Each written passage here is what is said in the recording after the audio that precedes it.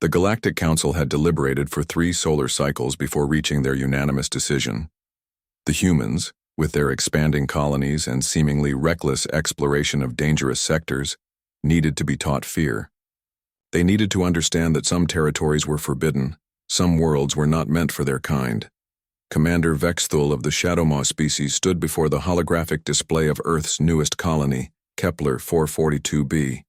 His species had evolved in the perpetual darkness of gas giant moons, developing into creatures that could inspire terror in most sentient beings across the galaxy. Standing nearly 3 meters tall, with obsidian black chitinous skin, 6 arms ending in razor-sharp claws, and a mouth filled with rows of needle-like teeth, Vexthul was the Council's perfect instrument of intimidation. The mission parameters are simple, the ethereal counselor's voice echoed through the briefing chamber. Infiltrate the human settlement. Find their most vulnerable population center. Demonstrate our displeasure with their expansion into the forbidden sectors. Make them understand fear. Vexthul's 4 compound eyes glittered with anticipation. The Shadowmaw had served as the Council's enforcers for centuries, and humans were just another upstart species that needed to learn their place in the cosmic hierarchy. The infiltration was easier than expected. Human security systems, while advanced by their standards, were primitive compared to Shadowmaw technology. Vexthul materialized within the colony's residential district under cover of the planet's moonless night, his natural camouflage making him nearly invisible against the shadows. He followed his tactical assessment toward the colony's educational facility, where the youngest and most impressionable humans would be found.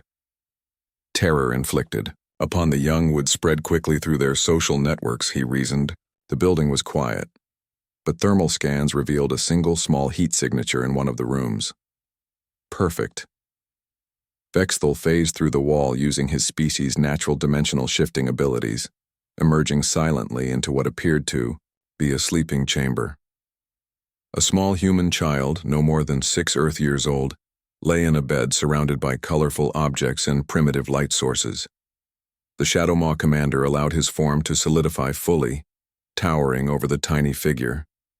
His claws extended, his jaw unhinged to reveal those terrifying rows of teeth, and he began the low subsonic growl that had sent entire civilizations fleeing in panic. The child stirred, opened her eyes, and looked directly at him. Vexthul expected screaming. He expected terror. He expected the delicious fear that would validate his species' reputation and fulfill his mission parameters. Instead, the little girl sat up, rubbed her eyes, and said, "Wow. Are you a dragon? You're the coolest-looking dragon I've ever seen." Vexthul paused, his intimidating posture faltering slightly. In over 2 centuries of enforcement operations, no being had ever called him cool. "I am not a dragon," he growled, though he noticed his subsonic intimidation frequency had unconsciously shifted to something less threatening. "I am Vexthul of the Shadowmaw. I am here to—" "That's a really neat name," the child interrupted, scrambling to the edge of her bed. "I'm Emma. Are you here to play? I've been having trouble sleeping because I keep thinking about monsters under my bed, but you're not scary at all. You're like a really awesome space dragon." This was not proceeding according to protocol. Vexthul attempted to regain his threatening demeanor. "Child, you should be afraid. I am a creature of nightmares forged in the darkness between stars. I have conquered worlds, and do you want to see my drawings?" Emma interrupted again, bouncing excitedly. "I draw lots of space monsters. Maybe I can draw you too. What do you eat? Do you breathe fire? Can you fly?" The barrage of questions caught Vexthul completely off guard. No military training had prepared him for enthusiasm. Genuine, innocent curiosity radiating from a being that should have been paralyzed with terror. "I consume protein matrices and atmospheric gases," he found himself answering. "And no, I do not breathe fire. That would be biologically inefficient." "That's still really cool." Emma clapped her hands together. "Want to see my collection of space rocks? My dad brings them back from his mining expeditions." Before Vexthul could respond, the small human had scrambled out of bed and was pulling him by one of his massive clawed hands toward a shelf lined with various mineral specimens. Her tiny fingers wrapped around his talon without fear, and something unprecedented happened to the Galactic Enforcer. He felt protective. As Emma chattered excitedly about each rock, explaining in her limited vocabulary how her father had found them on different worlds, Vexthul found his killing instincts being replaced by something else entirely. The child's genuine wonder at the universe, her fearless acceptance of his alien nature, her innocent questions about life among the stars, it all combined to create an emotional response he had never experienced. "Emma," he said quietly, interrupting her explanation of a particularly colorful crystal, "are you not afraid of the darkness, of the unknown?" She looked up at him with wide, earnest eyes. "Sometimes," she admitted, "but Dad says that being brave isn't about not being scared.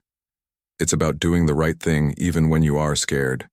And besides," she added with a bright smile, "the universe is full of friends we just haven't met yet." In that moment, something fundamental shifted in Vexthul's understanding of the cosmos. Here was a species that looked at the vast, dangerous unknown and saw potential friendships.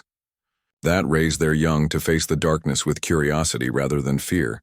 That taught courage not as the absence of terror, but as action in spite of it. His communication device chirped. "Vexthul, report. Have you successfully implanted fear into the human population?" The Shadowmaw commander looked down at Emma, who was now sitting cross-legged on the floor, sketching his likeness with bright-colored markers. "Negative, Command," he replied slowly. "Mission parameters cannot be fulfilled." "Explain." Vexthul watched as Emma held up her drawing, a surprisingly accurate representation of him, but surrounded by stars and planets, depicted not as a monster but as an explorer. At the bottom, in shaky lettering, she had written, "My friend Vexthul." "The humans," he said finally, "are not a species that can be taught fear. They transform it into something else entirely, into wonder, into hope." He paused, looking at the innocent face that had somehow rewritten his entire understanding of strength. "Request immediate extraction command, and request permission to open diplomatic channels with the human colony. Vexthul, you are malfunctioning. Report for reconditioning immediately." The Shadowmaw commander gently helped Emma color in the stars around his picture. "Negative, Command. I am not malfunctioning. For the first time in my existence, I am functioning exactly as I should be." As the first rays of Kepler 442b's sun began to filter through Emma's window, Vexthul realized that the Galactic Council had made a critical error in their assessment. Humans weren't dangerous because they lacked fear. They were dangerous because they possessed something far more powerful. They possessed hope. And sometimes hope was contagious.